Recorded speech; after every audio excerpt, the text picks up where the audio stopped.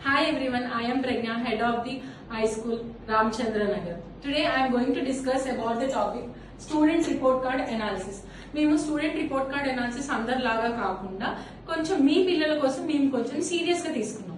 ఎంత సీరియస్ గా తీసుకున్నామంటే మా రిపోర్ట్ కార్డ్ లో ఎడ్యుకేషనే కాకుండా లైఫ్ స్కిల్స్ గురించి, జనరల్ స్కిల్స్ గురించి, ఫిజికల్ స్కిల్స్ గురించి, లాంగ్వేజ్ స్కిల్స్ గురించి మేము పర్ఫార్మెన్స్ ఇవాల్యుయేట్ చేస్తాం అన్నమాట. పర్ఫార్మెన్స్ ఇవాల్యుయేషన్ కూడా ఆయమ్మ దగ్గర నుంచి ప్రిన్సిపల్ వరకు ప్రతి ఒక్క స్టూడెంట్ ఫీడ్బ్యాక్ అనేది మేము తీసుకొని వాటిని గ్రేడింగ్ సిస్టమ్ లో మనం ఇలా ఇవాల్యుయేట్ చేస్తాం అన్నమాట.